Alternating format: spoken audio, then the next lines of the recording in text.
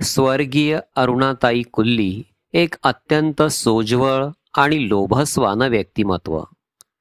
3 वर्षांपूर्वी अचानक काळाच्या पडद्याआड गेलं. बुलढाणा शहरातील प्रगती सार्वजनिक वाचनालयाच्या अध्यक्षपदाची धुरा त्यांनी 20 वर्षांपेक्षा अधिक काळासाठी अत्यंत सक्षमपणे त्या ठिकाणी सांभाळली. त्यांच्या स्मरणार्थ त्यांची कन्या सुजाता कुल्ली ही सामाजिक प्रबोधनात्मक व्याख्यानांचं आयोजन करीत असते. यावर्षी श्री योगेश दादा शास्त्री यांच्या व्याख्यानाचं आयोजन त्या ठिकाणी करण्यात आलं होतं. व्याख्यानाचा विषय होता कौटुंबिक जीवनातील मनस्वस्थता, आणि या कार्यक्रमासाठी अध्यक्ष म्हणून लाभले होते बुलढाणा शहरातील प्रसिद्ध शल्यचिकित्सक डॉक्टर विजय चोपडे. या प्रसंगी व्यासपीठावरती प्रगती सार्वजनिक वाचनालयाचे सचिव डॉक्टर किवा वाघ आणि प्रसिद्ध सर्जन आणि शायर डॉक्टर गणेश गायकवाड यांची विशेष उपस्थिती होती. तर रसिक मित्रांनो, ऐकूयात श्री योगेश दादा शास्त्री यांचं एक सुरेख असं व्याख्यान. विषय आहे कौटुंबिक जीवनातील मनस्वस्थता. मला वाटतं आपण मोकळं होऊ हे जास्त इम्पॉर्टंट आहे. तुम्ही एवढा वेळ काढून आला तर ह्या वेळेत मला काहीतरी मिळालं पाहिजे, असा एक साधारण आपली अपेक्षा आहे. तर ह्या अपेक्षेला अनुरूप आपण एक मोकळी चर्चा करू. जे मुद्दे मला भेडसावले आणि त्या मुद्द्यांचं समाधान मला ह्या दर्शनाच्या अभ्यासातून दिसायला लागलं. पूर्ण स्पष्ट आहे असं मी नाही म्हणणार. जेवढी काही आंशिक स्पष्टता आहे ती माझ्यासारख्या साधारण व्यक्तीला ती खूप आश्वासक वाटते. त्याचं बॅकग्राऊंड असं आहे की आजचं जे आपलं वातावरण आहे, ज्या समाज व्यवस्था आहे, त्या व्यवस्था तंत्रांना सामोरं जाताना अनेक प्रकारची आव्हानं वाटेत येतात. त्यातलं जे मुख्य आव्हान आहे ते आव्हान आहे की नाही याचा अजून निर्णय नाही झाला. ते आव्हान आहे सर्वायवलचं, की आपण शिक्षण घेतलं, शिक्षण घेतल्यावर आपण सर्वाईव्ह होऊ शकू की नाही,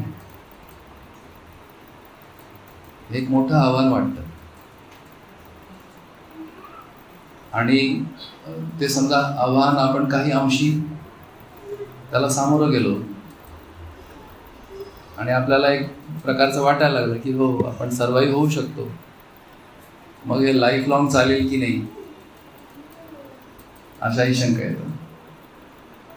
इथं सगळी उपस्थित जे बंधू भगिनी आहेत यांना प्रौढ अवस्था म्हटलं तर वावगं नसावं, सगळे प्रौढ आहेत. ह्या प्रौढावस्थेमध्ये आल्यानंतर एका प्रकारची मॅच्युरिटी आहे आपल्याकडे. आपण या कमीत कमी या शब्दामागं जो आशय आहे त्याला समजू शकतो. ही जी येणारी पिढी आहे, येणाऱ्या पिढीच्या जर आपण मानसिकतांचा अभ्यास सुरू केला, जी आपल्याच कुटुंबात आहे, म्हणजे आपल्यासारख्या ज्यांचे पोळीची व्यवस्था झालेली आहे, काही जरी मुलांनी नाही केलं तरी कमीत कमी त्याचं लाईफ संपेल इतकं तरी आपल्याकडे आहे. काही नसेल तरी बँकेत ठेवलेल्या व्याजावर, बांधलेल्या घराच्या भाडेपट्टीवर, असं करून त्या मुलाचं किंवा मुलीचं उदरनिर्वाह होऊ शकेल इतकं तर आपल्याकडे आहे. एवढा असताना आपणच मला वाटतं आपल्या मुलांना ही आश्वासकता देऊ शकत नाही की एवढ्यावर चालेल. त्यांच्या मानसिकतांचा जर अभ्यास आपण करू लागलो तर त्याच्यातले जे काळजीचे स्वर आहेत आणि आत्ताचं जसं जे तंत्र आहे, या तंत्राला सामोरं कसं जायचं याचा आत्मविश्वास तयार होताना दिसत नाही. आणि आपण सगळे त्या अर्थाने सुशिक्षित लोक आहोत. जर सुशिक्षित आईवडिलांकडून, सुशिक्षित कुटुंबांमधनं जी पिढी समोर येते आहे त्याच्यामध्येच एक कनेक्ट येत नाही, तर मग ज्यांच्या घरामध्येही शिक्षण पोचलेलं नाही किंवा ज्यांच्या सर्वायवलचेच अजून मुद्दे संपलेले नाही, आणि मला वाटतं अशी लोकसंख्या मोठ्या प्रमाणावर, यांचं कसं होत असेल. तर हे जे चॅलेंजेस आहेत त्या चॅलेंजेसना आपण मिटिगेट कसं करणार, या बॅकग्राऊंडवरती जी काही आश्वासकता मला मिळाली त्या आश्वासकतेमधले काही मुद्दे मी आज तुमच्यासमोर उपस्थित करेन आणि आपण प्रयत्न करू की हे मुद्दे आपल्याला पोचतात का, हे महत्त्वाचे वाटतात का, आणि जर ते महत्त्वाचे वाटत असतील तर मग या मुद्द्यांना उत्तर काय. तर सध्याचं जसं कुटुंब आपलं आहे त्या कुटुंबाला व्यवस्था म्हणता येईल का, त्याच्याबद्दल थोडंसं बोलू. आपलं जे सध्या कुटुंब आहे, कुटुंब म्हणजे काय असतं,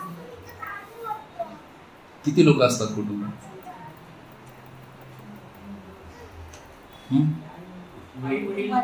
आई वडील, आई वडील, भाऊ बहीण,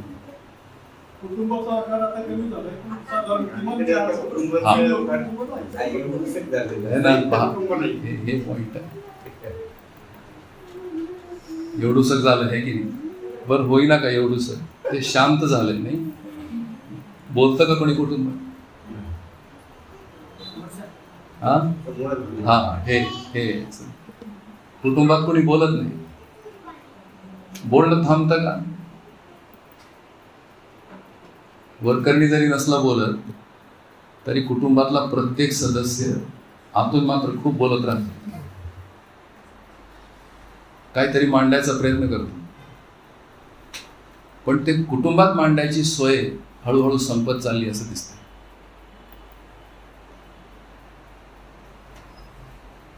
असं आहे का? आहे की? त्यामुळं कुटुंबातले माइंडसेट हा एक शोधाचा मुद्दा आहे. आणि त्या माइंडसेटला काय झालंय हे काही आपल्या लक्षात येईल. लहानपणी खुश असणं, एकमेकांच्या घरी जाणं, एकमेकांचे कपडे घालणं, कुठं जेवलो, कुठं वाढलो, आपल्याला असं म्हणता येतं की आम्ही कसे वाढलो, बरोबर आहे की? म्हणजे इतकं ते सहज उत्तर आहे. आज जेव्हा कुटुंबांमध्ये मुलांना वाढवायचं कसं याविषयी बरंच काही चर्चा आहे, कारण मुलांचे व्यवहार आता आईवडिलांच्या मनासारखी येत नाही. त्या व्यवहारांमध्ये एक डिस्कनेक्ट आहे आणि ते वाढवायचं म्हणजे एक संकटच आहे. चिटचिट करतं, आक्रस्ताळेपणा करतं, काही प्रश्न विचारतं, ते उत्तरं द्यायला वेळ पाहिजे, आणि मग ते मोबाईल आलाय म्हणजे ते मोबाईल दिले की ते थांबते जरा.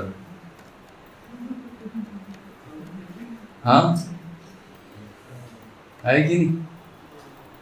आणि खरंच जर आज मनापासून आता ह्या चर्चासत्राचा मला वाटतं एक धागा असा आहे की थोडंसं प्रामाणिक होऊ स्वतःशी, आणि प्रामाणिकपणे स्वतःबद्दल विचार करू. आपण राहतो कुटुंबात,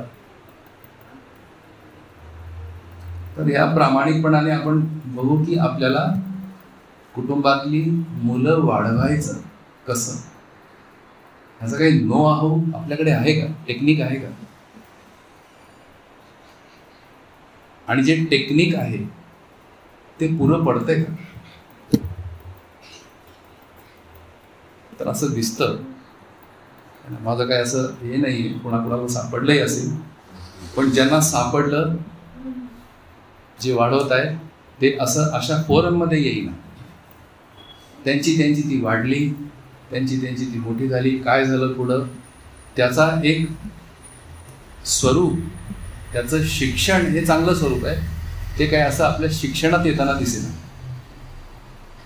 त्यामुळं आपण परिवार म्हणून जरी आता एकत्र आलो तरी एकमेकांबद्दल अनभिज्ञ राहतो, कारण त्या अनभिज्ञतेमध्ये पुढची पिढी वाढवायची कशी, त्या चर्चांना कुठंतरी खीळ बसलेला आहे किंवा त्या चर्चा थांबलेल्या आहेत असं दिसतं.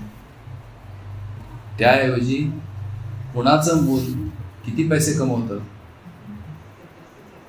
आहे ना, आणि कुणाचं मूल किती पोझिशनवरती गेलं, बरं ते सुखासुखी ऐकूनही घेतलं जात नाही. दुसऱ्याचे पैसे आणि दुसऱ्याचं पद ऐकलं की त्या आईवडिलांना, ज्याला ते जास्त आहे त्या आईवडिलांच्या पोटात काहीतरी सुरू होतं. त्याला आपल्याकडं स्पर्धा असं नाव आहे सामान्य. आणि जर ही हँडल नाही झाली तर त्याचं रूपांतर ईर्षेमध्ये व्हायला, जळणं असं. आणि जर ते अजूनही हँडल नाही झालं तर मग त्याचं रूपांतर द्वेषात होतं. मग जे आजचा जो समाज आहे किंवा जी व्यवस्था आहे त्या समाजात काय दिसतं आपल्याला, तर 3 मुद्दे दिसतात. स्पर्धा आहे, त्या स्पर्धेने ईर्ष्या वाढलेली आहे, आणि द्वेष आहे. आणि तो द्वेष जर आपण त्याचा कॅनव्हास जर उघडला तर हा आपल्या कुटुंबापुरता नसून हा राष्ट्रांमध्ये द्वेष आहे. आणि त्याचं उत्तर काय आपण शोधलंय, तर युद्ध करून एकमेकांना संपवून, असंच उत्तर आहे ना. तर अशा परिस्थितीमध्ये मग जे काय आपण साजरं करतो किंवा हसतो वगैरे काय आहे ना, काही उत्सव साजरे करतो, माझ्यासारख्या व्यक्तीला तरी वाटतं हे सगळं मेकॅनिकल आहे, यांत्रिक आहे, आतला भाव नाही आहे. तो जेव्हा कधी लहानपणी असेल तर असेल, त्याच काही छोट्या मोठ्या आठवणी असतील. पण आज आपल्याच कुटुंबात, त्यामुळे एक छोटंसं मर्यादित चित्र आज समोर घेऊ, ते म्हणजे जे सोपं आहे, जे ज्याला काही कल्पना करायला फार ताण नाही येणार, कुटुंब आहे. तर आज प्रामाणिकपणे मला वाटतं याच्यावर विचार करायला लागेल की आपण आपल्या घरातल्याच पिढीला वाढवण्याकरता जे काही आपल्याकडे नो हाऊ किंवा टेक्निक, आत्ता तात्पुरतं टेक्निक, ते टेक्निक सुद्धा आत्मसात नाही आहे. आणि जे टेक्निक आत्मसात नाही आहे त्याचा आपल्याला अनुभव नाही आहे. त्यामुळं आपणच आपल्या घरातल्या मुलांना वाढवायला कमी पडतो आहोत असं दिसतं. येणाऱ्या पिढीचं अनुभव क्षेत्र वेगळं आहे, आपलं अनुभव क्षेत्र वेगळं आहे. आणि ह्या 2 अनुभव क्षेत्रांची जी देवाणघेवाण व्हायला हवी त्याचंच नाव कौटुंबिक परंपरा आहे. ते देवाणघेवाण थांबल्यामुळं ज्या काही कुंठित मनस्थिती आहे आज जवळपास सगळ्या कुटुंबांमध्ये हे दिसतं. काही कुटुंबांचं बाहेर येतं, काही कुटुंबांचं बाहेर येत नाही. ते शांत होऊन ते कुटुंब चाललंय, काय चाललंय हे एकदा विचार करायची गरज आहे. तर जसं मी मध्यदर्शनाच्या संपर्कात आलो आणि सहपरिवार आलो, तेव्हा त्यातली काही आश्वासकता ही अभ्यासानंतर हळूहळू लक्षात यायला लागली. आणि ती आश्वासकता ज्या बेसवरती आपण हे जे सध्याचं निराशाजनक चित्र आहे त्या चित्राला कसं आपण सकारात्मक करू शकू, कसा नवा विचार आपण आपल्या कुटुंबामध्ये घेऊ शकू आणि कशा नव्या जाणीवा विकसित करू शकू आणि आपल्या पिढीला एक योगदान, कॉन्ट्रीब्युशन मला वाटतं मुलं जन्माला घालणं ही एक बायोलॉजिकल प्रोसेस आहे. मुलं वाढवणं ही एक वैचारिक प्रोसेस आहे. मुलांना संस्कारित करणं ही एक वैचारिक प्रोसेस आहे. आणि ह्या वैचारिक प्रक्रियेमध्ये नैतिक कर्तव्य असेल तर ते मला वाटतं आई वडील म्हणून आपलं आहे. आणि केवळ एक आई वडील म्हणून नव्हे तर जितके आई वडील म्हणून जे कुटुंब म्हणून आपण वावरतो अशा अनेक कुटुंबांचं मिळून त्या कुटुंबांचं जे आंतरसंबंध आहेत त्या आंतरसंबंधांमधनं जे कल्चर तयार होतं, मला वाटतं त्या कल्चरची प्रतीक्षा ही मुलं करत आहेत. त्यांना त्याची वाट आहे की असं कल्चर आम्हाला मिळेल आणि त्या कल्चरमधनं आमच्यातली जी वाढ होणार आहे, जे संस्कार आमच्यामध्ये होणार आहेत त्याची मला वाटतं येणाऱ्या पिढीला अपेक्षा आहे. आणि ती फुलफिल होत नसल्यामुळं आपल्याच घरातली मुलं घरात आज थांबायला तयार नाही, त्यांना बाहेर काहीतरी कार्यक्रम लागतो. आणि आपला आग्रह आहे की ह्यांनी घरात थांबावं. घरात थांबावं तर घरात थांबण्यासारखं काहीतरी पाहिजे. आणि आपल्याला वाटतं की घरात थांबायसाठी जे काही आपण गोळा केले ते माणसाच्या योग्यतेचं नाही. जे गोळा केले ते सगळ्या सुविधा गोळा केल्या. आणि जर सुविधांनी माणूस थांबला असता तर कामच झालं असतं. पण सुविधांनी माणूस थांबत नाही, त्याला काहीतरी आणखीन पाहिजे. जे पाहिजे त्याचीच आज आपण चर्चा करू. मला वाटतं मध्यदर्शनने एक प्रस्ताव ठेवला. कुटुंब म्हणजे काय आहे? कुटुंब एक व्यवस्था आहे. आता हा थोडासा अवघड शब्द आहे. मी असं जर दुसऱ्या बाजूने विचारलं तर उत्तर तुमच्याकडनं पटकन येईल. आपण पटकन याला चर्चेमध्ये घेऊ. सध्या जे चाललं आहे कुटुंबात म्हणा समाजात म्हणा, व्यवस्था चालली आहे की अव्यवस्था आहे? व्हॉट डू यू से?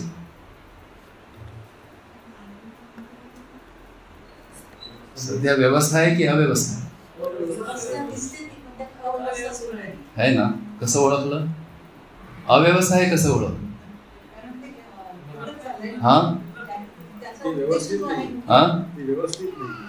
ते व्यवस्थित नाहीये असं शब्दाने येते, पण ते व्यवस्थित कसं याचं क्लिअर पिक्चर आपल्याकडे नाहीये.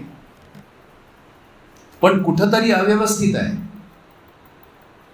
आणि आपल्यासारखी विचार करणारी माणसं काही बाही करून त्या अव्यवस्थितला काहीतरी टोकं लावून व्यवस्थित करायचा प्रयत्न करते, ज्याला आपण मराठी भाषेमध्ये सामान्य म्हणतात आनंद मिळवण्याचा प्रकार.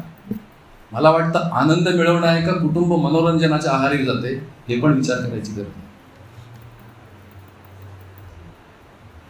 तर अव्यवस्था आहे. मग व्यवस्था म्हणजे काय? कशी ओळखायची व्यवस्था? त्याच्यावर तुम्ही काही सांगू शकता? व्यवस्था म्हणजे कशी ओळखायची? काय असतं व्यवस्थेमध्ये? एक मेकॅनिझम असतं. अजून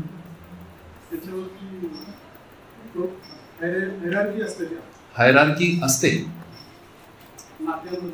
नात्यांमधली हायरार्की असते.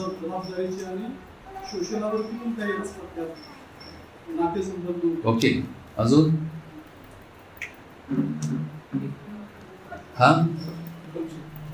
सुरक्षित. ओके. माणूस घडवणं. बरोबर आहे. मग ताई माणूस घडवायचा त्याला काय लागतं? हे एक 2-3 मुद्दे सांगतो आहे ना. व्यवस्था ओळखायची कशी? 2-3 मुद्दे बोलूया, ह्याच्यावर आपण विचार करू.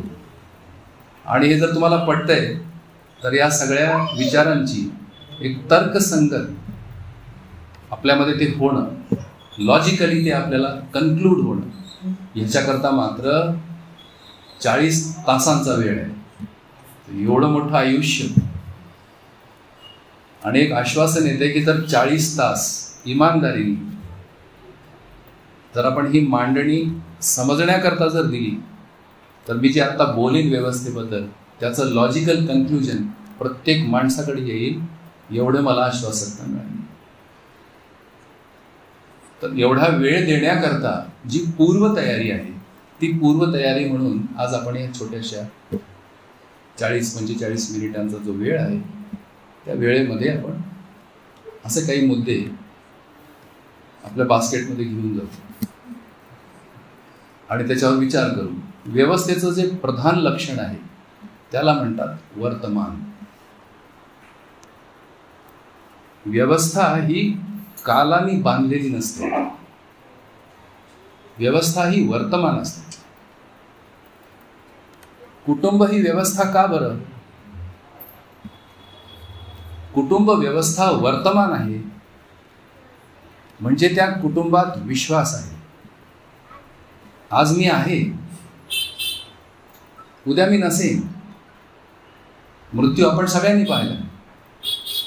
म्हणजे कुटुंबात माणसं जन्म घेतात आणि कुटुंबात माणसं मृत्यू पावतात. ह्या दोन घटना आपल्याला माहिती आहे, ज्या स्वीकार्य आहे. फार त्याच्याबद्दल विचार केला असंही वाटत नाही. तर जन्म आहे आणि मृत्यू आहे. मग माझाही जन्म झाला याचा अर्थ मृत्यू होणार. कुटुंबात काय राहणार? कुटुंबात राहतो तो विश्वास. कारण येणारी पिढी ही त्या विश्वासाने तयार होते. अशा प्रकारे कुटुंबात व्यक्तींचं जन्म घेणं आणि मृत्यू होणं हे होत राहतं. हे घटना आहे. जे टिकतं कुटुंबात त्याचं नाव आहे विश्वास. बरोबर आहे का? त्या विश्वासाला म्हणतात मूल्य. त्याचंच व्यावहारिक नाव आहे भाव. जर कुटुंब व्यवस्था म्हणून असेल तर त्या कुटुंबात भाव आहे. मग तो 10 व्यक्ती असतील की 50 व्यक्ती असतील, प्रत्येक व्यक्तीमध्ये भाव आहे आणि तो सारखा आहे. तो टिकतो आणि ह्या भावांचाच ट्रान्सफर तो येणाऱ्या पिढीला करतो. अशी व्यवस्था जर असेल तर आपण म्हणू की ही व्यवस्था आहे, कारण ती वर्तमान आहे. म्हणून मी आश्वस्त आहे. मी असेन, उद्या नसेन, पण माझ्या कुटुंबामध्ये विश्वास सदैव असेल. असं मी तेव्हा म्हणू शकेल जेव्हा मी आयुष्यभर विश्वासावर काम केलं. आजच्या कुटुंबांना पाहिल्यानंतर प्रामाणिकपणे आपल्या लक्षात येईल की विश्वासावरती काम नाहीये. जे काम आहे ते संग्रहावर काम आहे. संग्रह सुविधांवरती काम आहे आणि तेच आपल्या मुलाबाळांमध्ये ट्रान्सफर होते. कुटुंब म्हणजे सुविधा हे सूत्र झालं. छोटंसं उदाहरण आता मागच्या मे महिन्यामध्ये, त्याची पण एक छोटीशी सूचना मला वाटतं द्यायचीच आहे की मागच्या 3 वर्षापासनं हे जे किशोरवयीन मुलं आहेत, साधारणतः 7वी, 8वी, 9वीची, या मुलांकरता एक 15 दिवसाचं एक वर्कशॉप, जसं आता विजयभाऊनी ओळख करून दिली, त्या संस्थांमध्ये करते आहे. आणि त्याच्यात जवळपास देशभरातली 40-50 मुलं येतात. त्यांचे पालकही येतात. ह्या वेळेला उकाडा जास्त आहे, हो ना, आणि थोडंसं वातावरणामध्ये सुद्धा इरिॲटिक फ्लक्च्युएशन्स आहे.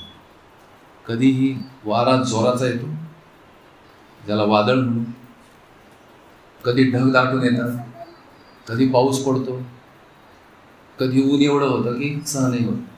थोडंसं वरती असल्यामुळे थोडं 2 डिग्रीचा फरक आहे, खाली ते जरा जास्त जाणवतं. तर यावेळेला उकाडा जास्त होता आणि काही नवीन मुलं यावेळेला शिबिरात आली होती. तो आणि त्याच्यात ती लाईट गेली. आता कल्पना करू बरं, आपल्याच घरामध्ये जर लाईट गेली तर आपल्या मुलांची स्थिती काय होती, हो ना? मग वडील बिचारे जाऊन ते इन्व्हर्टर आण, काहीतरी कर, आणि मुलाला अनइंटरप्टेड पॉवर सप्लाय सुविधा. बरोबर आहे का? इतकं ते मूल त्या सुविधेला एनग्रॉस्ड आहे. पहिले 3-4 दिवस त्या मुलांना समजेच नाही तर राहावं का जावं. आता आई वडील हे तुमच्या माझ्यासारखे मैत्री संबंधात आलेले, त्यामुळे त्यांना वाटायचं की मुलं इथं राहावी. इतकी सध्या सुविधांनी चिकटलेली मुलं आहेत, त्यांना सुविधापेक्षा दुसरं सुचतच नाही. असं आहे का? मग काय ट्रान्सफर केला आपण, हा प्रश्न आहे. सुविधा ट्रान्सफर करणे. सुविधा ट्रान्सफर होण्याला संस्कार म्हणतात का? मग ती आई वडिलांना काय पाहतील? हे कोण आहे? ही आई आहे, हे बाबा आहे, याचा अर्थ काय मुलाला? गमतीने वडील म्हणजे ATM असा त्याचा अर्थ झाला. बरोबर आहे का? बरोबर आहे. आता आपल्यासारख्या वडिलाला जर आपलं मूल ATM म्हणत असेल तर त्या अंतरात्मा कुठे असेल तर तो केवढा दुखावला जात असेल. अरे काय समजते? कुटुंबापासनं जर आपण कोर्टापर्यंत गेलो, आज कोर्टात सगळ्यात जास्त केसेस कोणच्या आहेत? डायव्हर्स पिटिशन आहे. अजून प्रॉपर्टी, होय की नाही?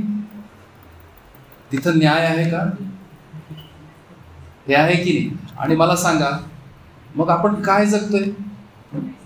अपने घर में अपन अच्छे, सुप्रीम कोर्ट में न्याय नहीं. हे असं किती दिवस चालेल? आणि जर त्याची विल्हेवाट नाही झाली बरोबर त्या प्रॉपर्टीची, मला वाटतं इथं बसणारा एकही पालक असा आश्वासकतेने नाही म्हणू शकणार की मी माझ्या 2 मुलांना न्याय केला. कारण 2 मुलांची परिस्थितीच भिन्न आहे, त्यांची मानसिकता भिन्न आहे.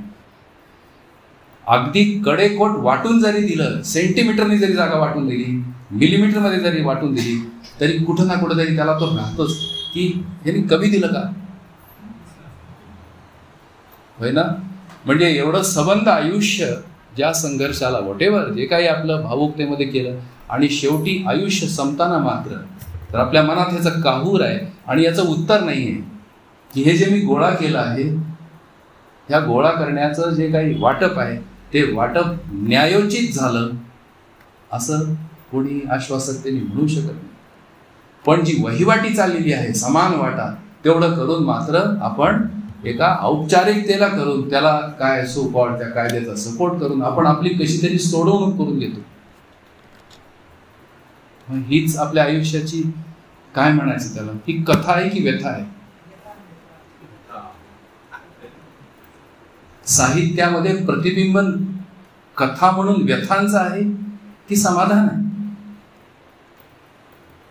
हा एकदा पुनर्विचार करण्याची आवश्यकता आहे. तर मुद्दा पुन्हा की हे जे टेक्निक आहे आणि त्यातनं जे मिळणारा आनंद आहे, सगळेच प्रौढ सांगू शकतात. ज्या सुविधा आपल्या घरात नव्हत्या त्या आपण घेऊन आलो, त्याचा आनंद टिकला किती आणि मन भरलं का? प्रामाणिकपणाने कबूल करायची गरज आहे. जितकं काही आणलं, जितकं काही उभं केलं, त्याला आपण खूप काही कलर्स दिले. इमोशनल नव्हतं, शिकायला काही नव्हतं, सुविधा नव्हत्या म्हणून केलं. ओके ओके ओके, पण त्याला काहीतरी मर्यादा असेल ना. आज जवळपास सगळ्या मर्यादा संपलेल्या आहेत. किती ओढता येईल आणि नाही ओढता आलं तर ते अपयश. एखाद तुमच्या आमच्यासारखे थोडेसे आयडियलिस्टिक अजूनही आहेत, त्यांना वाटतं एवढं पुरे, पण आपल्याच मुलांना हे जे पुरेवाला भाग आहे स्वीकार होत नाही. अजून एखादा प्लॉट घेतला असता तर त्याचे कोटी रुपये झाले असते, काहीतरी कामाला आला असतं. चान्स होता पण घेतला नाही. असे आमचे वडील, नाही का? आपलंच मन भरलेलं नाही अजून. आणि जे असे थोडेसे आयडियलिझम मध्ये जगतात त्यांच्या वागण्यात एवढी कटुता आलेली आहे की ते आपल्याच लोकांबरोबर मधुरतेने वागणूक करू शकत नाही. कारण ते जे बांधलेलं आहे त्या आयडियलिझम मध्ये ते इतकं कठोर झालं की आपल्या मुलांच्या भावभावना, कुटुंबातल्या भावभावना हे समजायला असा कठोर माणूस आपोआपच कुटुंबातनं बाहेर चालला. Right or wrong? थोड्या बहुत अशा जागा शिल्लक आहेत, थोड्या बहुत, पण अशा जागा आता संपत चालल्या की जिथे येऊन माणूस मन मोकळं करतो, कुटुंबातलं आपलं काहीतरी उलगडतो आणि अपेक्षा करतो काही ह्याच्यावर समाधान मिळेल. तर आता आपण थोडं टेक्निकच्या पुढे जाऊ. टेक्निक येईल, पण त्या टेक्निकचा बेस असलेलं जे ज्ञान आहे ते ज्ञान जर कुटुंबात वर्तमान आहे, त्या ज्ञानाची जर परंपरा आहे, त्याला म्हणून व्यवस्था. तर व्यवस्था समजून घ्यायची आहे. आणि कुटुंब अशी व्यवस्था होऊ शकते का, त्याच्यात अशा कोणत्या गोष्टी आहेत ज्या वर्तमान आहेत त्या आपण ओळखल्या नाही. या काही गोष्टींचा उलगडा होणं, तो वर्तमान काय आहे ते आपण बघू. दुसरं एक महत्वाचं, हाही शब्द पहा. जी व्यवस्था आहे ती स्थिर आहे. स्थिरता ओळखली पाहिजे. आजची कुटुंब ही स्थिर म्हणता येतील का? ही स्थिर आहेत म्हणता येईल का?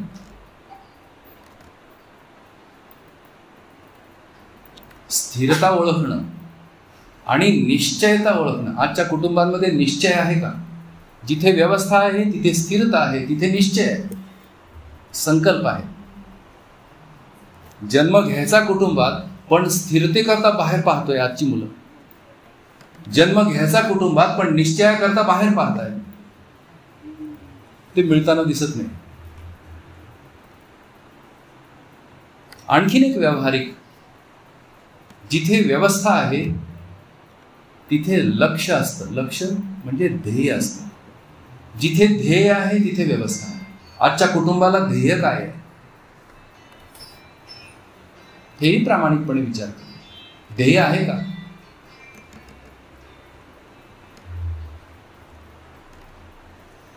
मग जिथे ध्येय आहे तिथे मूल्य असतं, तिथे भाव असतो.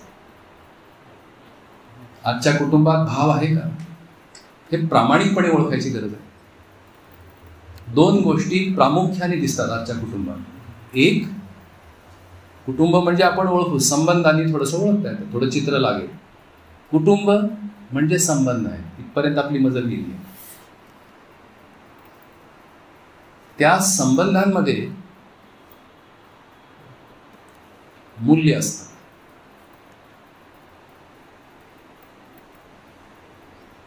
आणि त्या संबंधांमध्येच ध्येय आहे. हे ध्येय आहे का याच्यावर आपण एकदा पुनर्विचार करू. आणि त्याच्यात मूल्य आहेत का, भाव आहे का? तर ज्या दोन गोष्टी दिसतात, एक तर संबंध आहे जेवढं दिसतं आणि संबंधात तक्रारी अधिक आहेत एवढं दिसतं. राईट? तक्रारमुक्त संबंध आहे का? होय की नाही? तक्रारच म्हणायला गेला तर. आणि त्या तक्रारीचा पुढचा टप्पा म्हणजे आरोप प्रत्यारोप. तुम्ही असं केलं, तुम्ही तसं केलं. विशेष करून मुलांमध्ये तर फार तक्रारी आहे. बिघडला कोणामुळे हेच मोठा प्रश्न. कोणी बिघडवलं? होय की नाही? मूल बिघडतं हे दिसतंय पण देर इज नो फिक्सिंग. कोण रिस्पॉन्सिबल आहे याच्या? तक्रारी आहे. आणि मला सांगा, घरी जायचं म्हणजे काय तक्रार ऐकायची का? खूप दिवसभर काबाड कष्ट केली, ठीक आहे, ते काय मिळवलं वगैरे काही सोडून घेऊ, पण ठीक आहे. 7-8 तास त्या काबाड कष्ट केले, खूप कुटुंबात आपल्याला कमी आहे बाबा म्हणून आपण केलं, आणि घरी गेल्यावर काय मिळतं त्याचा परिणाम? तक्रारी. जे कमावणारे पती आहे ती पत्नी वाटच बघते, हे साहेब केव्हा आहेत. होय की नाही? ते साहेबाला वेळ काय सापडणार? पहिली तक्रार. होय की नाही? कुठं फिरायला घेऊन जात नाही, दुसरी तक्रार. 25 वर्ष लग्नाची झाली, लोक कुठं जाऊन काय काय 25ची करून आले, हे मात्र इथं लोणारला पण अजून गेलो नाही. हजार तक्रार. बरोबर? त्यामुळे ते आज जे कोंडलेलं आहे पत्नीचं, ते कुठं रिकामं करणार? मग ते पती आपला येतो थकून भागून, ते कोंडलेलं सगळं फुटतंय, ते फुटलेलं त्याचं काय उत्तर काढावं? पोटात गेलं की, डॉक्टर दादा बसले तिथं, पोटात गेलं की ती ब्रेनला एक प्रकारचा हार्मोन येतं, नशा येते, झोप येते, संपली. पुन्हा दुसरा दिवस सुरू. अरे असं करत करत किती वर्ष गेली, पण त्या तक्रारी काही थांबेना. आता ह्या तक्रारी ऐकून मुलंही तक्रार करायला लागली. एक संबंध मला सांगा ज्या संबंधात तक्रार नाही. थोडंसं अजून खुलूनच बोलू. नाही सापडत. सापडतोय आपण एकटे. किती तक्रारी आपण ऐकणार.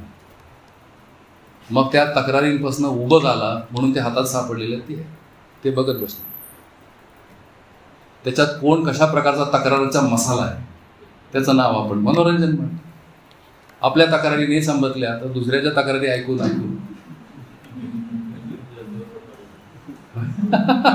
आहे की नाही. तर संबंध म्हणजे तक्रार आणि कुटुंब म्हणजे अभाव. म्हणजे किती आणलं तर कमीच आहे. कसला भाव आहे.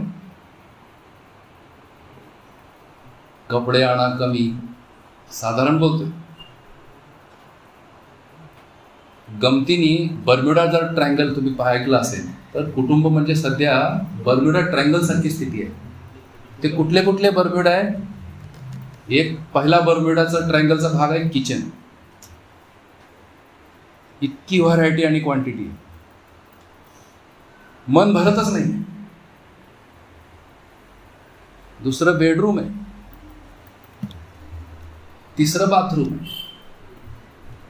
माझ्यासारखा व्यक्ती असा थोडासा सुविधा संपन्नांच्या घरात गेला नाही तर मला कन्फ्युजन होतं. त्या आंघोळ करतात ती एवढं सगळं लावून ठेवलेलं आहे. ह्याच्यातलं पाहिजे गरीब आदमी कौन सा साबुन उठाएंगे ये की वो. ते 3-3 वड्या करून ठेवलेले. आपल्याला माहिती बाई एक साबण असतो नाही. इथं सिरीज आहे. आता ते डोक्याला लावायचं कुठलं, चेहऱ्याला लावायचं कुठलं, अंगाला लावायचं कुठलं, सगळं कन्फ्युजन. म्हणजे त्याचं ट्रेनिंग घ्यायला लागेल पहिले त्या बाथरूम मध्ये उतरायचं आहे की नाही. आणि सगळ्याचं बघून बघून आपण आपल्या घरामध्ये तेच केलेलं आहे. आता ह्यातनं व्यवस्था कशी समजायची आणि त्या व्यवस्थेकरता समजण्याकरता आपल्याला प्रश्न कसे येणार. मला वाटतं आपण हे प्रश्न दाबून टाकले. या सुविधा आणून त्यांचा संग्रह करून हे प्रश्न दाबून टाकले. म्हणून माणूस आज कुटुंबामध्ये सगळं असूनही एक रितेपणाचा अनुभव करतो. एक रिक्तता आहे. त्या रिक्ततेकडे आपलं लक्ष गेलं नाही. आपण कन्फ्यूज झालो. ही जी कमी आहे ही कमी सुविधांनी पूर्ण करायचा प्रयत्न आहे. ती होणे नाही. कुटुंब सुविधांनी जर तृप्त होत राहिलं बात ही काय. पण तसं होत नाही. या सगळ्या गोळा करून त्या दान करण्यापर्यंतची सुद्धा उदाहरण आहेत की नाही. त्याला त्याग म्हणतात. पण त्याग हे मॉडेल आहे का.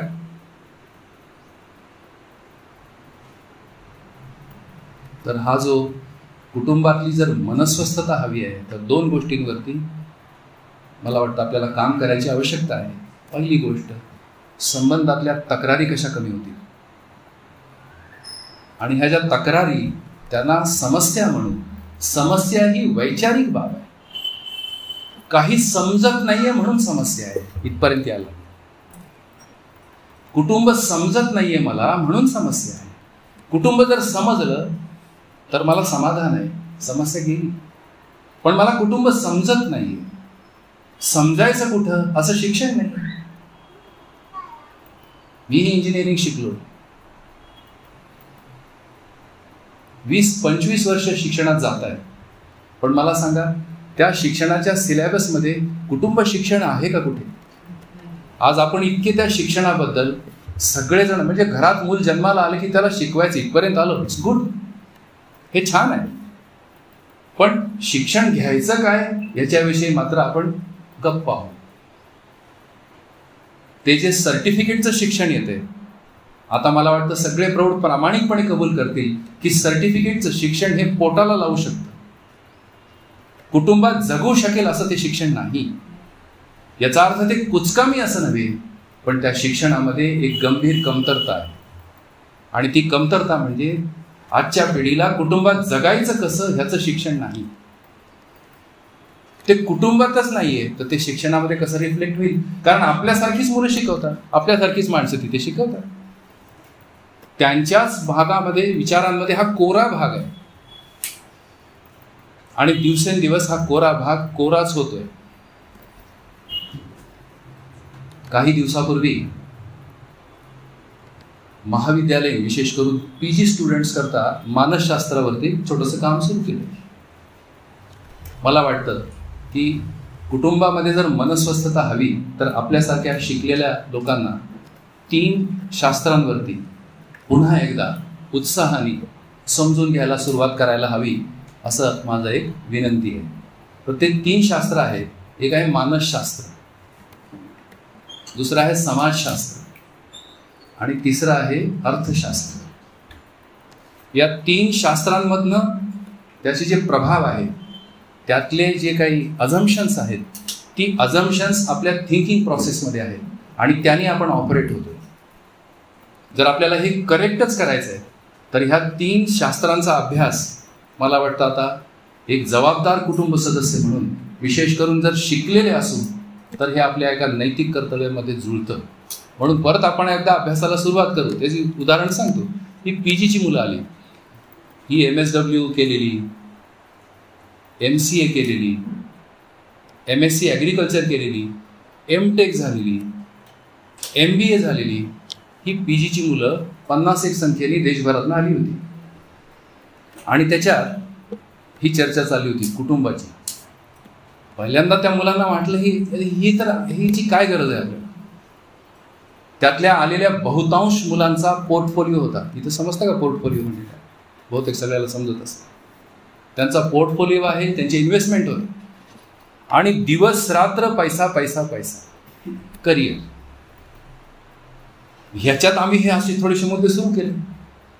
त्यामुळे 2-3 दिवस त्यांना कळलंच नाही हे या सगळ्यांचा काय उपयोग आहे. हळूहळू हळूहळू त्यांच्या लक्षात आलं.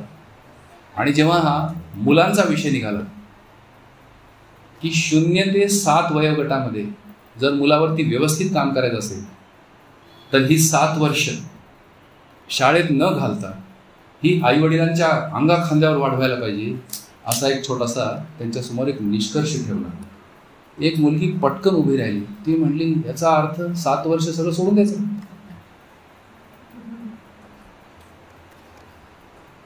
7 वर्ष सोडायचं म्हणजे? मग विचारलं काय सोडायला लागेल? तर म्हणे करिअर सोडायचं 7 वर्ष. करिअर सोडून घरी बसायचं. हा केवढा मोठा संकेतक आहे. लग्नाची वय वाढतायत की नाही, आपण काही बोलू शकत नाही त्याच्यावर. उत्तर काय आहे? करिअर, अस्वस्थता. तर आता हा भाग चांगल्यापैकी आपल्या लक्षात येण्याकरता हे जे 2 मुद्दे आहेत की संबंधातल्या तक्रारी कशा कमी होतील. मी एक तुम्हाला पक्क सांगतो, घरात सुविधा भरून ह्या तक्रारी कमी होत नाहीत, उलट्या त्या वाढत आहेत. आणि त्याचं केव्हा अपराधामध्ये परिवर्तन होईल वी कॅनॉट से. आपण हे सांगू शकत नाही की आपल्या पिढीमध्ये असा अपराध सुरू होईल याची कल्पना नाही करू शकत आपण. चांगल्या चांगल्या घरातली मुलं सुद्धा या पैशापायी आपल्याच आईवडिलांना कोर्टामध्ये खेचणं सुरू आहे की नाही सध्या. मग आपण असं विश्वासाने म्हणू शकू का की आपलं मूल ह्याच्यात जाणार नाही? म्हणजे असं म्हणू की जर नाही झालं आपल्या मरेपर्यंत तर तेच मोठं सौभाग्य म्हणू, काहीच केलं नाही यांनी चुपचाप स्वीकारलं, पण असं पुढच्या पिढीमध्ये ते येणार नाही असं आपण सांगू शकतो. मग ही व्यवस्था चालेल कशी? तर जर संबंधांमधल्या तक्रारी कमी करायच्या असतील तर संबंधांना समजणं आणि ज्याला हे लक्षात येते त्या व्यक्तीचं पहिलं जबाबदारी होते की त्याच व्यक्तीने हे समजायला सुरू करणं, असा एक छोटासा उपाय होऊ शकतो. आणि दुसरं, हा जो अभावाचा भाग आहे कुटुंबात येणारा, तो अभावाचा भाग मात्र हा आपल्याला त्याही बाबतीत समजणं हे आवश्यक आहे. भाव काय हे समजलं की हा अभाव निघून जातो. आपल्या आवश्यकतांपेक्षा अधिक आपल्याकडे आहे हा भाव आहे, त्याला समृद्धी म्हणतात. आपल्याकडे मराठीमध्ये दिवाळीला आपण खूप शुभेच्छा देतो, सुख समृद्धीचे जावो. पण समृद्धी लक्षात आली का की समृद्धी म्हणजे काय असतं? सुख म्हणजे काय आहे? आपण त्याच्यावर फारसा विचार केला नाही. तर हे जे 3-4 मुद्दे आहेत, व्यवस्था ओळखायची म्हणजे व्यवस्था वर्तमान लागते, व्यवस्था स्थिर लागते, व्यवस्थांमध्ये निश्चय लागतो, व्यवस्थांमध्ये लक्ष लागतं, ध्येय असतं, त्या ध्येयाला मूल्य असतं, तसे व्यवहार असतात आणि तशा प्रकारची एक संस्कृती असते. असं जर असेल आणि असं जर आपल्या कुटुंबात आहे तर आपण म्हणू शकतो की हां, ज्या कुटुंबात मी जगतो, जन्मलो, तिथे एक व्यवस्था आहे. आणि ज्या मुलाला किंवा मुलीला, येणाऱ्या पिढीला ज्या ही व्यवस्था लाभते तेव्हा त्याच्यात एक सुंदर भाव येतो कुटुंबाप्रती. त्याचं नाव आहे कृतज्ञता. जर आपल्या कुटुंबात जन्म घेणारी मुलं जर संघर्षमयी असतील तर ते कृतज्ञतेच्या विरुद्ध व्यवहार आहे. त्याचं नाव संघर्ष. आणि त्या संघर्षाने सगळं असून सुद्धा हा संघर्ष का आहे, कदाचित ह्याचं कोड आपल्याला पडलं असतं. तर मग असं कुटुंबात काय आहे की जे वर्तमान, त्याच्याकडे थोडंसं बघूया. त्याच्या अगोदर कुटुंबामध्ये असं काय असतं की ज्याला आपण ध्येय म्हणू शकतो.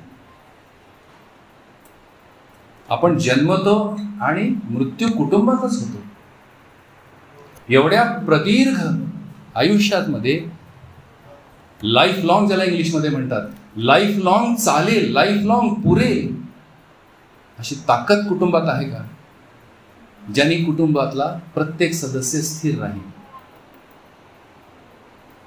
तर त्याला म्हणतात की कुटुंबामध्ये दोन मुख्य ध्येय आहे. त्याचा हा प्रस्ताव आहे. पहिलं ध्येय आहे कुटुंबामध्ये समाधान असणं. समाधान आपल्याकडे मराठीत वापरतात तसा अर्थ नव्हे. समाधान म्हणजे जसे आता ही मुलं आहेत छोटी छोटी, सगळ्यांना हा अनुभव आहे की मुलं प्रश्न विचारतात, मुलांमध्ये जिज्ञासा आहे. तर मुलाच्या प्रत्येक जिज्ञासेला लॉजिकली कन्क्लूड असणारं उत्तर कुटुंबातल्या प्रौढांमध्ये असणं, त्याचं नाव आहे समाधान. म्हणून समाधान हे ज्ञानाशी जोडलेलं आहे. आपण जन्मच घेतला कुटुंबात, त्याचा पर्पज असं म्हणता येईल की समाधान किंवा ज्ञान मिळवण्याकरता जन्म घेतला. हेच माझ्या आयुष्याचं पर्पज आहे. आणि जर त्या समाधानाला पोषक असं वातावरण कुटुंबातनं मिळतं, त्याला म्हणूया की हेच कुटुंबाचं ध्येय आहे. पोळी भाजी किंवा ज्याला म्हणतात हिंदीमध्ये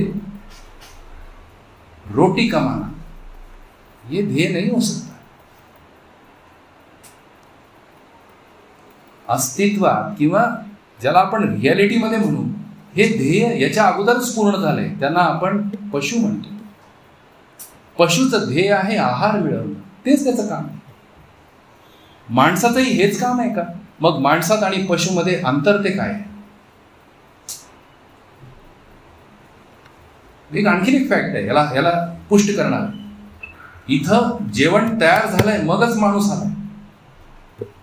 माणूस येऊन त्यांनी जेवण तयार केलंय असं नाही. जर असं असेल तर तो आपला अहंकार आहे. एक साधारण कुटुंबातलंच उदाहरण आहे. आईकडे दूध तयार होतं तेव्हा मूल येतं. बाहेर येऊन ते दूध नाही शोधत. फॅक्ट आहे की नाही? तसंच या पृथ्वीवरती माणूस तेव्हाच आला जेव्हा त्याच्या जगण्याकरता अनुकूल हवा, पाणी, जमीन सगळं तयार आहे आणि मगच माणसाचा जन्म झाला. मी येऊन हे सगळं केलंय असं म्हणता येत नाही. असं जर म्हणत असू तर तो आपला अहंकार असेल. राईट? तर ज्या जिज्ञासा आहेत त्यापैकी 3 जिज्ञासा, आणि ह्या जिज्ञासांना उत्तर देण्याचा जो आपल्या सगळ्यांचा कुटुंबातल्या प्रत्येक व्यक्तीचा जो व्यवहाराचा जो भाग आहे, त्याचंच नाव आहे मनस्वस्थता.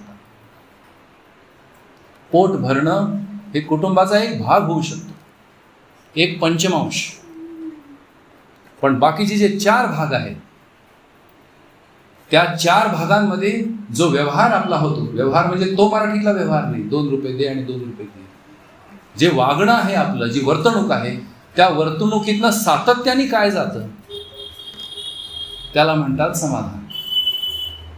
खूप छोट्या छोट्या मुद्द्यांना आपल्याला कळतं. हे जे मी त्याला तक्रारी म्हणालो, त्या तक्रारी तेव्हाच झाल्या जेव्हा ती समस्या उद्भवली, तेव्हा ती इग्नोरन्समध्ये गेली आणि त्याचे सूर मग तक्रारीचे आले. जर ती समस्या तेव्हाच समाधानी झाली असती तर आज त्याचं तक्रारीमध्ये रूपांतर नसतं झालं. त्यामुळे आपल्याला कुटुंबांमध्ये पॉइंट काय आहे, पॉइंट सुद्धा शोधता येत नाहीयेत. आज आजची स्थिती आहे. पती पत्नीमधले तक्रारी घेऊ, मुलं आई वडिलांमधल्या तक्रारी घेऊ, भावा बहिणींमधल्या तक्रारी घेऊ. इतकं वेगवान आहे सध्या की त्यातले पॉइंट काय आहेत हे पॉइंट आपल्याला न कळाल्याने कुटुंबामध्ये मनस्वस्थता शोधाचा मुद्दा झाला. तर हा भाग की संबंधांमध्ये भाव असणं आणि कुटुंबातले जे काही आपण गोळा केलं आहे त्याच्यामध्ये एक समृद्धीचा भाव असणं, हे समजणं आणि त्याला रियालिटीची जोड असणं, त्याला म्हणतात ज्ञान. जर ज्ञानाची परंपरा कुटुंबात आहे, आजची मुलं लॉजिकली खूप स्ट्रॉंग आहे, आपण त्यांना असंच पटवू नाही शकत. ते आपल्या प्रत्येक कृतीला प्रश्न करतं आणि त्याला त्याचं उत्तर लॉजिकली हवं आहे. बरोबर आहे की नाही? ते शाळेतही मिळत नाहीये, ते घरीही मिळत नाहीये. अशा परिस्थितीत जे मुलाचे व्यवहार आहेत त्या व्यवहाराला मात्र आपण स्टिग्मा देतो की हे चिडचिड आहे, त्याचे मूड स्विंग आहे. आपलेच मूड स्विंग किती आहे? तर याचं नाव समाधान. त्यामुळे कुटुंबामध्ये ध्येय आहे समाधान. दुसरं ध्येय आहे कुटुंबात, त्याचं नाव आहे समृद्धी. समाधान तेव्हा लक्षात येतं जेव्हा कुटुंबातल्या प्रत्येक मोठ्या जे प्रौढ आहे त्याला कळतं की आपल्या आवश्यकता किती आहे. तर त्या आवश्यकतांचा एक छोटासा भाग आता आपण चर्चेमध्ये आणूया आणि त्याच्यावर विचार करू. त्यातला एक छोटासा भाग आहे ज्याला आपण शरीर म्हणतो. जसं आता हे शरीर आहे, तुमची माझी शरीर दिसत आहे. या शरीराच्या पोषणाकरता एक आवश्यकता आहे, त्याला आपण अन्न वस्त्र निवारा असं म्हणू. आणि आपण शिकलोय आपल्या शिक्षणात अन्न वस्त्र निवारा ही माणसाची मूलभूत गरज आहे असं म्हटलं. ही मूलभूत गरज आहे. ही मूलभूत आहे का हा प्रश्न. जर असा असतं तर आपले प्रश्न सुटले असते. मग एवढं शोषण का आहे, हे रिक्तपणा काय आहे? तर शरीराच्या पोषणाकरता ह्या सगळ्या सुविधा आहेत. पण आणखीन एक मुद्दा आहे जो मोठा आहे, त्याला म्हणतात भाव, त्याला म्हणतात आपलं मन. कुटुंब आहे म्हणजे ही मन आहेत कुटुंबात. 10 सदस्य असेल तर 10चं एक प्रत्येकाचं एक मन आहे. ती प्रत्येकाची एक स्वतंत्र वास्तविकता आहे. त्या मनाला काय पाहिजे त्याचं मात्र आपल्याकडे म्हणावं तितकं लक्ष नाही. बरोबर आहे का? एक सूत्र झालंय सध्या, मनाला पाहिजे सन्मान आणि त्या सन्मानाला आपण जोडलंय सुविधेशी. त्यामुळे सामान बराबर सम्मान ह्या फॉर्म्युल्यावर आपलं चाललंय. बरोबर आहे की? आपल्या सगळ्यांना सन्मान तर हवा, पण त्या सन्मानाला आपण इक्वेट केलं सामानाने आणि वेड्यासारखं सामान गोळा करत सुटलो. घरात सामानच जमा झालं पण सन्मान अजूनही मिळालेला दिसत नाही. मग हा जो सन्मान आहे हा सन्मान मिळतो कसा? छोट्या मुलालाही सन्मान पाहिजे. इव्हन जे गर्भाशयामध्ये बेबी आहे, ज्याची हालचाल सुरू आहे, त्यालाही सन्मान पाहिजे. आईचं मन ठीक असेल तर ते ठीक राहतं असा एक्सपिरियन्स सांगतो. जसं ते मूल जन्मल्यानंतर बाहेर येतं त्या छोट्यापासून ते वृद्धापर्यंत प्रत्येकाला सन्मान हवा. पण सन्मान कसा करता येईल याचं ज्ञान आपल्याकडे नसल्यामुळं आपण त्या सन्मानाला सुविधेशी जोडून पटकन आपण आपली सोडवणूक करून घेतली. सुविधा दिलं म्हणजे संपलं. पण हे चुकीचं निघालं. सुविधा ही शरीराच्या गरजा करता आहे, सन्मान ही आपल्या भावनांचं पोषण करण्याकरता आहे. आणि हा सन्मान मिळतो कसा? हा मिळतो समजदारी. जशी आपली समज वाढते विकसित होते तसा आपल्याला सन्मान मिळतो. जर आपली समज विकसित नाही झाली, नुसते शरीराने मोठे झालो आणि कुटुंबातल्या नेमक्या व्यवहारांच्या जागावरती आपली समज कमी पडताना दिसते आणि त्याच्या जागी जातात ते विकार. आणि त्या विकारांनी प्रत्येक कुटुंबाच्या सदस्याची एक छवी तयार झाली प्रत्येकाच्या मनामध्ये. त्याचं नाव आहे बायसेस. पूर्वाग्रह तयार आहेत आणि त्या पूर्वाग्रहांचा लोड एवढा आहे की एखाद्या माणसाबरोबर बोलायचं म्हणजे पटकन त्याच्या जागी काहीतरी त्याला इंग्लिशमध्ये म्हणतात जजमेंट येतं. आणि हे जजमेंट कोणाला नको आहे म्हणून कुटुंब चूप आहे.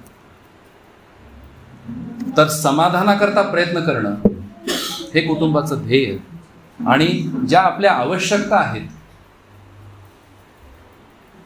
ज्या शारीरिक आवश्यकता आहेत, त्या आवश्यकतांपेक्षा अधिक असणं जे की नॅचरली मिळतं, त्याचं नाव समृद्धी. ह्या दोन ध्येयांनी जर आपलं कुटुंब त्याच्यावर काम करत असेल तर एक आश्वासन की कुटुंबातल्या संबंधातल्या तक्रारी संपून जातात आणि जे कमी कमी वाटतं तेही संपून जातं, म्हणजे कुटुंबात भाव येतो. तर तक्रारमुक्त संबंध आणि अभावमुक्त परिवार हवा असेल तर हे जे कुटुंबातलं जे मनस्वस्थता आहे आणि त्या मनस्वस्थताला लागलेला जो आधार आहे, तो आधार मध्यस्थदर्शननी प्रस्तुत केला. तर हे झालं एक लक्ष्य आणि त्याला असलेली मूल्य. जसं सन्मान एक मूल्य आहे, तसंच विश्वास एक मूल्य आहे, तसंच गौरव एक मूल्य आहे, कृतज्ञता एक मूल्य आहे. अशा प्रकारची 18 मूल्य कुटुंबात सांभाळली जातात. त्या 18 मूल्यांचा अभ्यास आहे. त्यांनी आपल्या कुटुंबामध्ये मनस्वस्थता नांदू लागेल. की आज मला वाटतं जर कोणाला सामाजिक कार्य करायचं आहे आणि प्रगती वाचनालयासारख्या वाचनालयांना, आपण एकेकाळी ऐकलं होतं स्वातंत्र्यापूर्वी ज्या काही चळवळींची बीजं आली ही अशा ग्रंथालयातनंच आली. आणि आज ग्रंथालयांकडनं येणारा युवकांचा ओढा किती आहे. किती युवकांना माहिती ग्रंथालय म्हणजे काय असतं, हा थोडासा विचार करण्याचा पॉईंट आहे. किती मुलं घरात वाचतात, किती घरांमध्ये वाचन संस्कृती आहे, हा पण थोडासा शोधाचा मुद्दा आहे. त्यामुळे पुन्हा एकदा प्रगती वाचनालयाचं मला वाटतं, माझं तेवढा मी मोठा नाही पण एक पालक या भावनेने मी सांगतो की हे एक अभिनंदनीय उपक्रम आहे.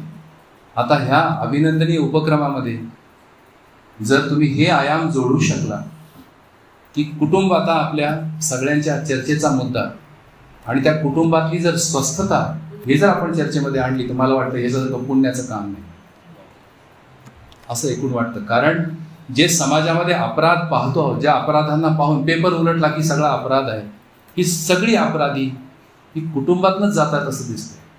त्यामुळे जर कुटुंब व्यवस्था व्यवस्थित झाली, तसं शिक्षण जर मिळालं तर माणसं देव व्हायला वेळ लागणार नाही.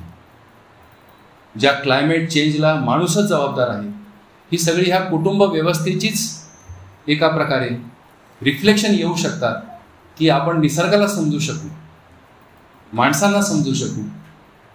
आणि हा जो एक छोटासा भाग आहे की ज्या भूभागावर आपण राहतो, मला तरी 2 वर्ष बुलढाण्याला येऊन झाली, हा अत्यंत स्वर्गीय परिसर वाटतो. तसा महाराष्ट्रातला प्रत्येक भूभाग एक स्वर्गीय आहे, त्याच्यात काय नाही आहे. पण आपला भूभाग हा आपलासा वाटेन असं झालंय. त्याच्याशी असलेली आपली नाळ तुटल्यासारखी वाटते आणि आपल्याच भूभागावरती आपण एक प्रकारे उपरे आहोत असं वाटतं. त्याची अटॅचमेंट नाही असं दिसतं.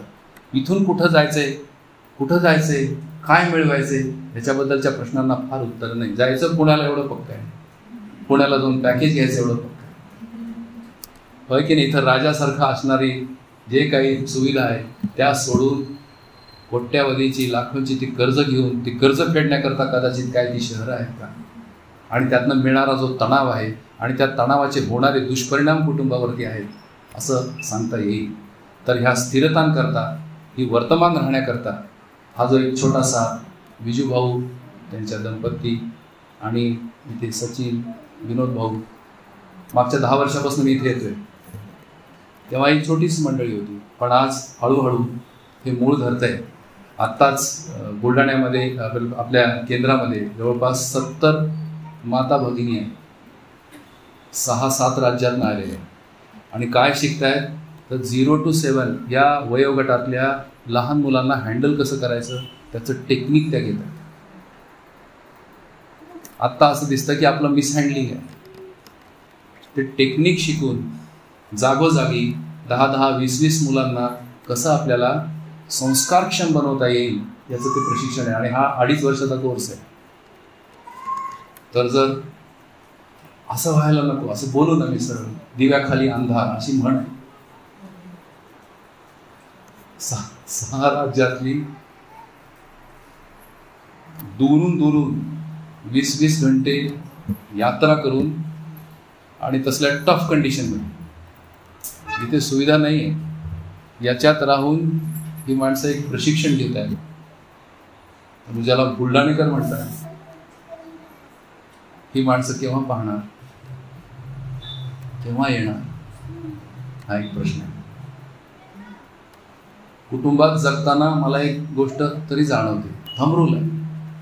बाहेरच्याला समजावता येतं, आपल्या माणसाला समजवायला फार कठीण आहे.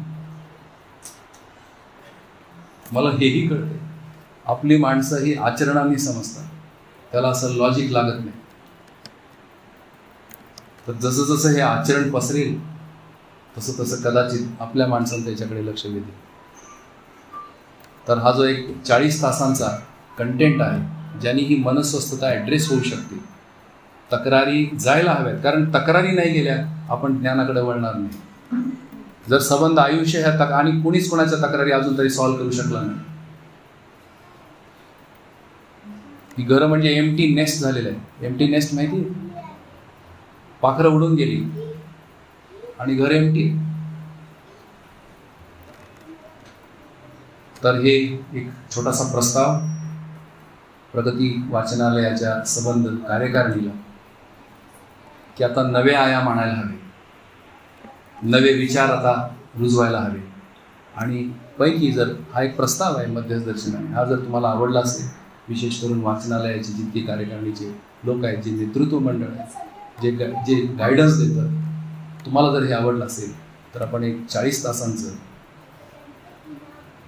या पालकांबरोबर एक शिबिर आपण करू आणि मन लावून प्रामाणिकपणाने प्रत्येक मुद्द्यावरती खुलून बोलून 8 दिवसानंतर मी एक आश्वासन देईन, जरी जबरदस्ती आला असाल कोणाच्या तरी, जबरदस्त होऊन जा, एवढं एक आश्वासन. आणि ह्या तक्रारींना कसं घालवायचं, ही जळमट कुटुंबातली कशी जावी, हे सॉफ्टवर्क आहे आणि याला पैसा लागत नाही. हे जे सगळं काम आहे निःशुल्क आहे, याला कसल्याही प्रकारचं मान द्यायची आवश्यकता नाही. शिक्षण हे मुळे व्यापारच नव्हे, हा एक शिक्षणाचा भाग आहे. तर इथले जितके काही वाचनालय आहेत, मी पाहतो खूप वाचनालय आहेत तिथे. मला वाटतं ह्या वाचनालयांनी आता हा प्रौढ शिक्षणाचा भाग मन लावून जर सुरू केला तर ह्या वाचनालयाचं जे ह्या आज ज्यांचं आपण स्मरण करतो आहोत, ती माणसं आज आपल्यामध्ये नाही. त्या माणसांच्या भावनांमध्ये जे काही आहे ते आशय आपण आपल्या जिवंत असेपर्यंत हे पुढच्या पिढीपर्यंत नेऊ, त्याच्याकरता हा प्रस्ताव मला वाटतं हा एकदा सगळ्यांनी मिळून याला ऐकायला हवं, हा तपासायला हवा. आणि याच्यात कुठली जोर जबरदस्ती नाही, याच्यात कसला गुरुडोम नाही आहे की गंडा बांधा, की हे करा हे करू नका. It's all logical. तर कुटुंबातली मनस्वस्थता पुन्हा एकदा ही जर आपण मिळवली तर मला वाटतं ह्याच्यासारखं सामाजिक कार्य नव्हे. आणि जर असं काम झालं तर आपोआपच अपराध थांबतील. फार काही त्या अपराधांवरती फार चिंतेची आवश्यकता नाही. पण जी ढासळती कुटुंब व्यवस्था आहे, जर कुटुंबच ढासळलं तर मात्र देर इज होपलेस. मला वाटतं एवढं विनोद दादा पुरे आहे. तर काही छोटे छोटे उपक्रम आहेत, विशेष करून 7वी 8वी 9वीची मनस्थिती दिसते की ह्याच्यामध्ये हे पेरू शकतो. जर तुमच्या आसपास कोणी अशी मुलं असतील तर दरवर्षी उन्हाळ्यामध्ये होणाऱ्या शिबिरांमध्ये मुलांना मला वाटतं पाठवायला हवं, एवढं तरी काम करू. आणि जी मुलं पाठवत आहेत त्यांचे पालकसुद्धा हे शिबिर करतात, म्हणजे दोघांची शिक्षण होते. एकीकडे मुलं शिकतात, दुसरीकडे पालक शिकतात. आता सगळे आपले अहंकार गाळून त्या सगळ्या संग्रह सुविधाला एकदा चांगलं पार्क, ह्याच्यात काय मिळतंय का? जर मिळत नाही तर त्याला किती दिवस चिटकून बसायचं. असं म्हणत नाही की त्याला सोडू, त्याला दान दे, राहू दे तिथेच. पण आता पुन्हा एकदा जशी माझी आई तयार झाली, शी 77, माझे वडील 80, मला सुद्धा या लोकांकडे बघून म्हणजे मला पण काहीतरी येतं. या वयात लोक कसे काय भाव समजून घेऊ शकतात, याचा अर्थ या तत्वज्ञानामध्ये तथ्य आहे. अदरवाईज पुण्यासारखं सुख वस्तू जागा सोडून अशा उन्हामध्ये जिथे काही फार काही सुविधा नाहीत, या वयामध्ये तशीच घाबरगुंडी उडते माणसाची. हॉस्पिटल अगदी त्याची भिंत असली तर सुद्धा कमी पडतं, की असं फ्लॅट घेऊ की भिंतीलाच लागून हॉस्पिटल आहे की नाही डॉक्टर. इतकं ते प्राणभय आहे. आता जीव जातो का मग जातो वगैरे.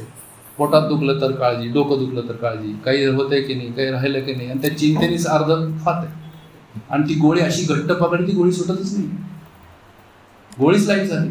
जेवण करायचं का गोळी खायची? गोळी कुठं आहे, गोळी कुठं आहे, गोळी कुठं आहे, हे कुठं आहे? फ्रीजच्या समोर काय दिसते, त्याच्यावरती गोळ्या आहेत. फ्रीजच्या वरती गोळ्या आहेत की नाही? म्हणजे एक एक जागा कुटुंबामध्ये कशी व्यापली आहे, एका चिंतेने एक जागा. कसं मन लागेल, कशी मनस्वस्थता होईल.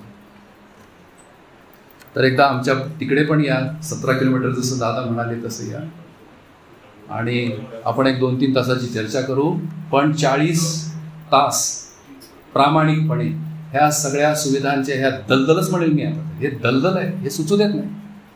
हिंमत करून एकदा ह्या दलदलीतनं पाय काढून फक्त 40 तास स्वस्थतेने जर ऐकलं, आय एम शुअर पहिला रिझल्ट येईल. कुटुंबातल्या सगळ्या संबंधातल्या तक्रारी कमीत कमी माझ्या बाजूने तरी युनिलॅटरल बंद होऊन जाते. असं पाहिजे की नाही? असं एवढं मी तुम्हाला ठणकावून सांगू शकतो. तर अशा वाचनालयांनी हे काम सुरू केलं आणि माझ्यासारख्या व्यक्तीला इथे तुम्ही बोलवलं. फार काही असं नाही आहे, तेवढा काही मोठेपणा पण नाही आहे, तो येऊ नये असंही मला वाटतं. पाय जमिनीवर राहावे म्हणजेच कुटुंबात राहावे. जितकी काही माणसाची पहचान, त्याला हिंदीत छान शब्द आहे, त्याला वाटतं आपली काहीतरी आयडेंटिटी पाहिजे. ही सगळी आयडेंटिटी कुटुंबात पूर्ण होते. अशा ह्या कुटुंब व्यवस्थेला समजण्याकरता या वाचनालयांनी हा एक नवीन आयाम समाजाला द्यावा आणि समाजाचा जो कुंडलेला मार्ग आहे तो प्रशस्त करावा. हे पुण्य, हे ऋण समाज विसरणार नाही, बुलढाणेकर विसरणार नाही, असं हे ऋण असेल. एवढं बोलून मी माझे शब्द संपवतो. तुमच्या आशयाप्रमाणे ते 45-50 मिनिटात झालं असं वाटतं. खूप खूप धन्यवाद. नमस्कार.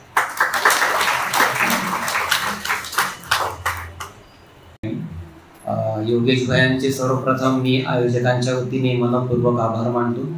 त्यानंतर आजच्या कार्यक्रमाचे अध्यक्ष विजयदादा चोपडे यांनी या ठिकाणी उपस्थिती दर्शवली, त्यांचे आयोजकांच्या वतीने मनपूर्वक आभार.